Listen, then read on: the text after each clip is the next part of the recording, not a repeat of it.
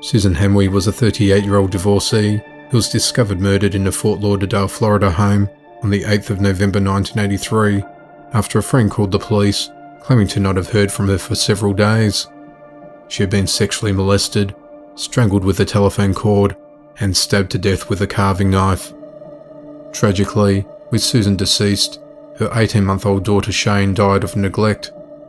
2 pieces of crucial evidence were found at the scene: a bloody carving knife and red human hair. The following day, they questioned Susan's 66-year-old neighbour, Emma Jo Bartlett, and her 42-year-old schizophrenic son, John Purvis. John had red hair, so police considered him a possible person of interest. Emma came to the police station with him, but was not allowed in the interrogation room. The detectives did not know that he was schizophrenic. After questioning him, Emma came in and told them to stop the interrogation. However, the police were determined to question him alone.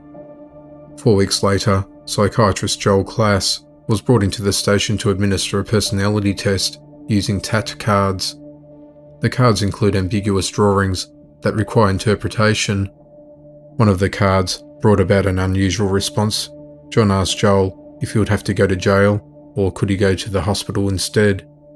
He also kept asking, "Do you think I did it?" He also confessed to killing her for refusing his sexual advances. He also confessed to the police officers. However, John claimed that the detectives told him that he would not be allowed to leave unless he confessed. John was then arrested and charged with the murders. At the trial, only the confession to Klass was allowed into evidence. Despite the fact that the confession did not match the crime scene and that the hairs at the scene did not belong to John, he was still convicted of the murders. He was sentenced to life in prison. John claimed that he was innocent and begged for the case not to be closed without finding Susan's real killer. In 1987, a new defence attorney was assigned to John's case. In the spring of 1992, he contacted Unsolved Mysteries, and the case was aired on the 13th of March 1993.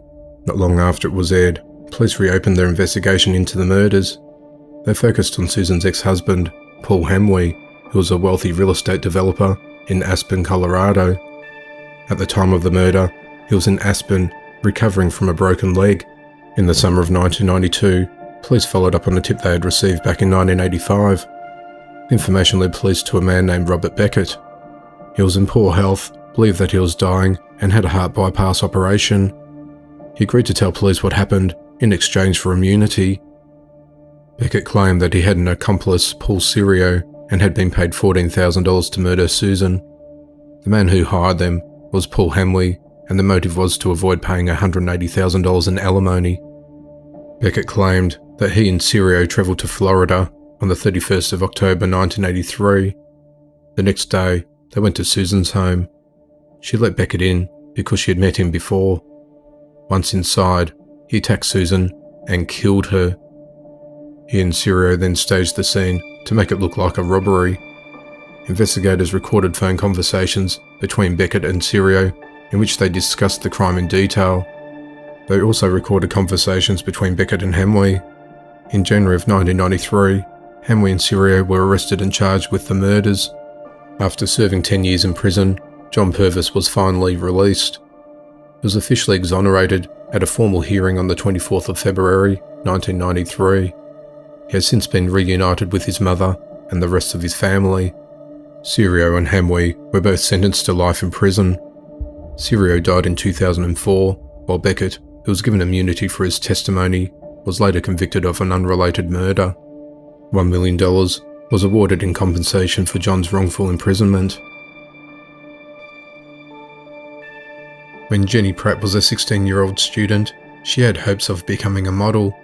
She was pretty, well-liked, and in love with her boyfriend Curtis Croft. He drove a Porsche, had plenty of money, and was a Californian surfer. She did not tell her parents about him for several months. She told them that he was 17, and they felt at first that he was a very nice person. Only later did they learn that he'd spent time in jail on drug charges and was actually 24 years of age. On the night of the 25th of April 1987, against her parents' wishes, she went out with Curtis. They rode on his friend's motorbike. That night, he promised to get her home before her midnight curfew. However, just minutes before they arrived at her house, she was struck in the back of the head by a tossed wooden plank by the riders of a pickup truck that drove past them at a stoplight. At 1 a.m. on that night, Jenny's parents learned that she'd been attacked and was being airlifted to the Scripps Medical Center in La Jolla, California. They didn't understand why she was being taken there because there's another hospital just 5 minutes away. Only when they got there did they realise the gravity of the situation. Scripps, being a trauma centre, only took the most serious of patients. The doctor told them that she was brain dead. He feared that she may not survive that night. The blow she received to the head was great enough to crush her skull. This caused an immediate shutdown of her brain. Miraculously, Jenny survived the brutal attack, but she lapsed into a coma. Meanwhile, authorities began an investigation into the matter. The only physical evidence at the scene was a plank of wood with her blood on it. Curtis was questioned by the police. He told them they were at the intersection, about to make a left turn, when Jenny was struck with the plank. He saw the pickup truck drive by them, with several rowdy youths in its bed. Authorities thought that the case would have quickly been solved, due to the fact that the perpetrators were teenagers that would probably brag about the crime. Despite this, no one ever came forward with knowledge of the attack. Jenny's parents hired a private investigator, Louis Crisafi, to look into the case. He interviewed students at his school, who stated that Curtis was the target of the attack, not her. In 1985, Curtis had been convicted of dealing in cocaine. After cooperating with investigators, he served less than half of his original sentence. He was soon perceived as a snitch and was disliked by other drug users. Authorities questioned people who may have had a grudge against him. They learned that he had confronted one of them on the night before the attack. Jenny's parents believe that one of them may have been behind it. The police investigation stalled when Curtis claimed that he could not identify any of the attackers. He said that the pickup truck was travelling at 55 miles per hour, which was way too fast for him to see them. Crisafi didn't believe him, so he created a reenactment with dummies to determine if his story was true. It showed that at 55 miles per hour, the plank would have probably killed them both. Also, it fell more than 50 feet from the scene of the crime, when in reality, it was found just a few feet next to the motorcycle. When they tested the truck travelling at 10 miles per hour, the plank inflicted injuries that was similar to what Jenny actually received, and the plank landed right beside the motorcycle, indicating that Curtis had lied. Crisafi believed that Curtis had seen the attackers. He confronted him about the discrepancies in his story.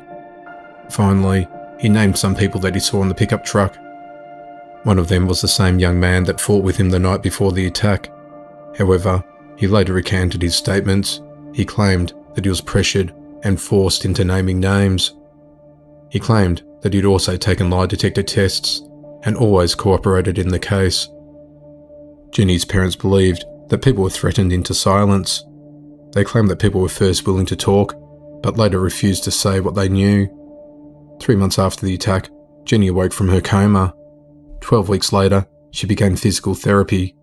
7 months later, she began to speak, and then a year later, she began to walk. Although she has progressed well, her brain damage is severe and probably irreversible. She has no memory of the attack and hopes that someone will come forward to help solve her case. The case was first aired on Unsolved Mysteries on the 14th of December 1988. An update, including interviews with Jenny and her parents, was featured in the 3rd anniversary. A walkathon in Los Angeles was organised to raise money to pay for the cost of her rehabilitation. In 1989, her condition improved and she returned to high school. Sadly, the statute of limitations had run out on her case. Several people close to it have claimed to know the identities of her attackers. They claim that the driver is still alive, but the person who threw the plank committed suicide in 1994. According to another witness, the attack was done on the orders of a man whom Curtis had ratted to the police. They've never been publicly identified.